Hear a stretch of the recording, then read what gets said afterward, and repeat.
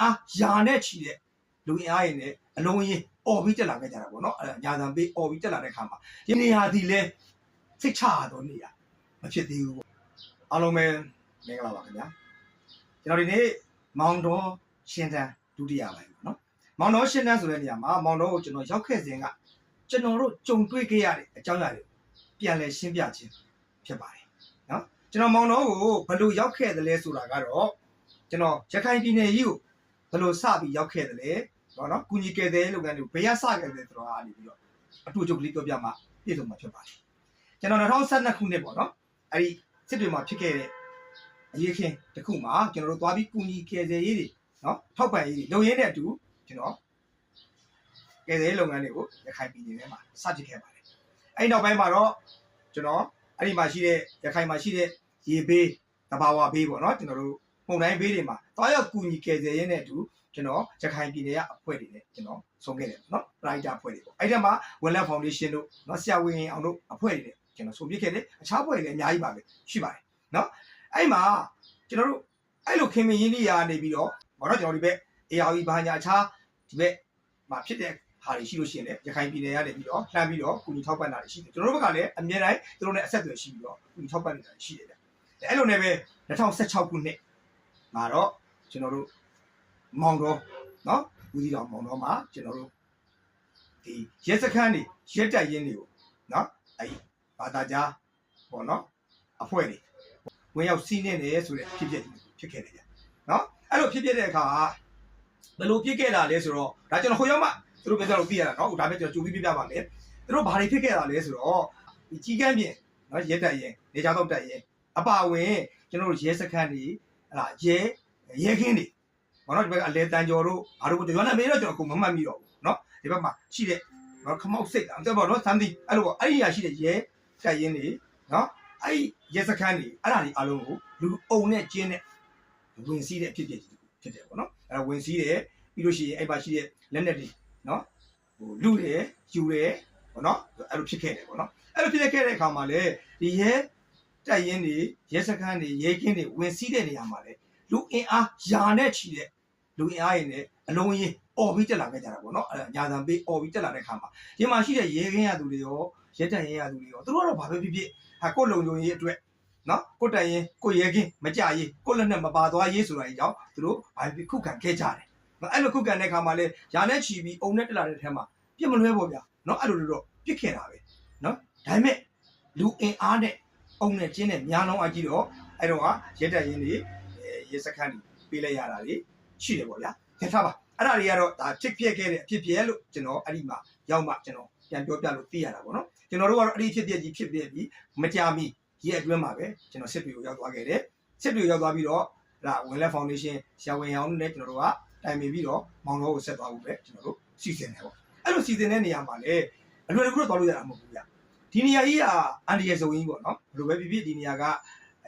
ပြဿနာတွေတက်ထားပြီးသားနေရာဖြစ်တဲ့အတွက်သွားလာတာအခက်အခဲရှိသွားပြီအဲ့အတွက်လည်းကျွန်တော်တို့ကဌာနဆိုင်ရာတွေမှာကျွန်တော်တို့ကခွင့်ပြုချက်တင်ရတယ်။ဒါကျွန်တော်ဒီနေရာမှာဒီလိုကယ်သေးလုပ်ငန်းတွေသွားလုပ်ပါမယ်။ဒါကိုကျွန်တော်တို့ဘက်ကလည်းကိုယ့်ကိုခံဝန်ထိုးဘာညာပေါ့နော်အကုန်လုံးအဲ့လိုလုပ်ပြီးတော့မှဟဲ့လားကျွန်တော်တို့ဘက်ကလည်းဒါကိုတင်ပြရတယ်ကျွန်တော်မှတ်မိသလောက်ဆိုရင်ဝီကြီးကျုပ်ထိကျွန်တော်တို့တင်ပြရတယ်ဗျ။မအဲ့ဝီကြီးကျုပ်ကြီးရတယ်ခွင့်ပြုချက်ရတော့မှကျွန်တော်တို့ထွက်ရတယ်။အဲ့လိုသွားမယ်ဆိုတော့လေလွယ်လွယ်ကူကူတော့သွားလို့ရတာမဟုတ်ဘူး။ဘာလို့လဲဆိုတော့အဲ့ချိန်မှာကျွန်တော်တို့ဟိုသွားနေကြရင်တိုင်းတွေဘာလို့ရင်တိုင်းဆိုလည်းအဲ့ဒီတော့အဓိကတင်မော်လိုင်းနော်တင်မော်ကြီးထွက်တယ်ပြီးတော့ဆက်လေးတွေသွားတယ်ပေါ့နော်အဲ့နှစ်ခုအဲ့ဒါတွေကမသွားတော့ဘူးအဲ့ရင်တိုင်းတွေရပ်သွားတယ်ပြီးတော့မောင်တော်နဲ့အခုလိုကားလမ်းတွေရတယ်အခုလိုမကောင်းသေးဘူးအဲ့တော့နော်2016ပေါ့နော်အဲ့တော့မကောင်းသေးတော့ကျွန်တော်တို့ကအဲ့မှာ speed ကိုငှားတယ် speed ကိုငှားပြီးကျွန်တော်တို့ကလိုအပ်တဲ့ပစ္စည်းတွေဟလာရိတ်ခါကျွန်တော်တို့ရသလောက်ကျွန်တော်တင်ပြီးကျွန်တော်ထွက်ကြတယ်ထွက်တော့လေဟိုဘယ်ရောက်သွားလဲဆိုတော့အရင်ဆုံးကျွန်တော်တို့ကဘူးသီးတောင်စိတ်ကန်းကိုရောက်တယ်ကန္နာကိုနော်အဲ့မှာဘူးသီးတောင်မြို့ကကန္နာမှာပဲရှိတယ်အဲ့ဒီမြို့ကိုကျွန်တော်တို့ကရောက်တဲ့အခါမှာဟိုအဲ့မှာရှိပါတယ်ဂျားမှာတော့ဖြတ်သွားတဲ့မြို့တွေရှိတာပေါ့နော်ကျသေးတောင်တို့ဘာလို့ညာတို့ပေါ့နော်အဲ့ဒါတွေပါအားလုံးဖြတ်ကျော်ပြီးတော့မှကျွန်တော်တို့ဘူးသီးတောင်ကိုရောက်တယ်ဘူးသီးတောင်ကိုရောက်တော့အဲ့ဒီမှာကျွန်တော်တို့ဘူးသီးတောင်မှာဆရာဝန်အောင်ရဲ့အဘဲတွေသူ့အဖွဲ့သားတွေရှိတော့သူတို့ဒီမှာပြန်တော့ချက်ချင်းအဲ့မှာပဲပစ္စည်းတွေဒီဇလဲချလိုက်တယ်ဒါပေမဲ့ကျွန်တော်တို့ကရှေ့ကိုမောင်တော်ကိုဆက်သွားလို့မရသေးဘူးအဲ့တော့လမ်းပန်းအခြေအနေကတိတ်မကောင်းဘူးပေါ့ဗျာအိမ်မကောင်းသေးတော့ကျွန်တော်တို့အဲ့မှာပဲခဏ နော်နားနေရတယ်အဲ့မှာပဲကျွန်တော်တို့ကဇလဲချနေရတယ်အဲ့ဒီဘူးသီးတောင်ကနေပြီးတော့မောင်တော်ရောက်ဖို့အတွက်ကကျွန်တော်မှတ်မိသလောက်ဆိုမိုင်အားဖြင့်10မိုင်ပတ်ဝန်းကျင်တော့ရှိအောင်မထင်တယ်ဒါကတော့ကုန်းလန်းခရီးပေါ့နော်ကုန်းလန်းခရီးဆိုတဲ့နေရာမှာလည်းကားတွေပါလေနေမဆသာမရှိဘူးဗျနော်မရှိတော့ကျွန်တော်တို့လာကြုံမဲ့ရင်ပေါ့နော်လာကြုံဖို့ရောက်နေတဲ့ရင်ဘာလဲဆိုလို့ရှိရင်ကျွန်တော်တို့ဟိုတစ်ပါနော်တစ်ပါတို့ကလည်းနောက်ပြီးတော့ဗာလဲကွန်တောင်းခေါ်တာကျွန်တော်တို့အဲ့ဒါပေါ့ဗျာကျွန်တော်တို့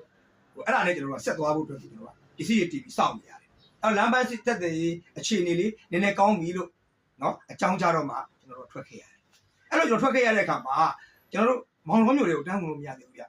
မောင်တော်3မိုင်ဆိုတာရှိတယ်အဲ့မှာဘုန်းကြီးကျောင်းဟို brighter ကျောင်းလည်းရှိတယ်ပေါ့နော်မိဘမဲ့ကလေးကျောင်းပေါ့နော်အဲ့ဘုန်းကြီးကျောင်းနားမှာကျွန်တော်ဇရက်ချပြီးတော့မောင်တော်မျိုးတွေကိုဝင်ဖို့ပြန်စောင့်နေရတယ်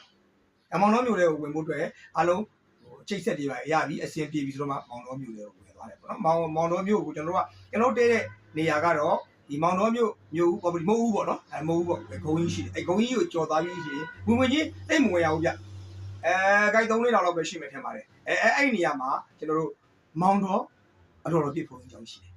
နော်အဲ့မောင်တော်အတော်တော်ပြည့်ချောင်းမှာဦးမဏိနော်ဆရာတော်ဦးမဏိထိုင်နေနော်အဲ့ကျောင်းမှာပဲကျွန်တော်တို့စပြီးစတဲ့ချတယ်ဒါကျွန်တော်မောင်တော်မြို့ကိုပထမဦးဆုံးခြေချခြင်းနဲ့ရောက်ခဲ့ခြင်းပေါ့နော်အဲ့လိုရောက်တော့လေကျွန်တော်တို့ပစ္စည်းတွေချပြီးတော့တောင်းရောက်ကျတယ်ဗျအုတ်နေရနဲ့အမြင်ကြီးပဲအဲ့တော့အဲ့ဒီမှာကျွန်တော်တို့ကအုတ်တရံတိကျမကောက်ကြော်တယ်အဲ့လိုဝင်းကြီးပေါ့ဗျာအဲ့ထဲမှာကျွန်တော်တို့ကစေးလေအဲ့ဒီမှာဝင်ပြီးတော့ပစ္စည်းတွေချတဲဖို့ကိုဆရာတော်နဲ့ဟလာနေရာတွေပဲပေးဆရာတော်ဦးချပြီးကျွန်တော်တို့ကပစ္စည်းတွေပဲချချက်ပြီးတော့ဒီမိုးချိုးမယ်ဆိုကြချိုးရတော့ဆိုအချိန်ရတော့ဟိုလောက်ဖြစ်သွားပြီဗျမှောင်စာပြိုးအချိန်တော့ဖြစ်သွားပြီပေါ့နော်အဲ့လိုမှောင်စာပြိုးအချိန်တော့ဖြစ်သွားတဲ့အချိန်မှာကျွန်တော်ရေမိုးချိုးပြလိုက်ဆရာတော်ကရန်ကုန်ကလာတဲ့ဖွဲ့ရောစစ်တူဖွဲ့တွေရောအကုန်လုံးသမင်းစားကြစီစဉ်ထားတယ်ဆိုတဲ့အချိန်မှာအဲ့မှာကပ္ပိယကိုသိမ်းပါသူလည်းရှိတယ်သူနဲ့တူကျွန်တော်တို့ကအဲ့မှာသမင်းစားဖို့အတွက်သဘောတရားရှိကြီးပေါ့ဖုန်းကြောင်းကြီးရဲ့ဆုံးချက်ဆောင်ပြရသဘောတရားရှိတယ်ကျွန်တော်သမင်းစားကြတာစားတော့မှကျွန်တော်တို့ရဲ့အခြေအနေကိုစတည်တာပေါ့ဘာလို့လဲဆိုတော့အဲ့ကြောင်းထဲမှာလုံချိုကြီးရှိနေတယ်ဘာလို့လဲဆိုတော့ဒီနေရာဒီလဲစိတ်ချရတော့နေရမဖြစ်သေးဘူးပေါ့နော်ဟုတ်ကဲ့ပါဟုတ်နည်းနည်းလေးရှိသွားပြီဆိုတဲ့အတွက်နောက်တစ်ပိုင်းကိုလည်းပဲဆက်တင်ပေးပါမယ်အားလုံးကျေးဇူးတင်ပါတယ်မောင်တော်အကြောင်းအရာတွေနဲ့ပတ်သက်လို့ကျွန်တော်ကြုံတွေ့ခဲ့ရတယ်အားလုံးကိုတစ်ပိုင်းချင်းကျွန်တော်ဆက်ပြောပါမယ်ကျွန်တော်တို့အန်ဒီရတွေဘယ်လိုကြုံခဲ့လဲဘယ်လိုကြော်လွှားခဲ့ရလဲဆိုတာလေဆက်ပြီးတင်ပေးပါမယ်ခင်ဗျကျေးဇူးတင်ပါတယ်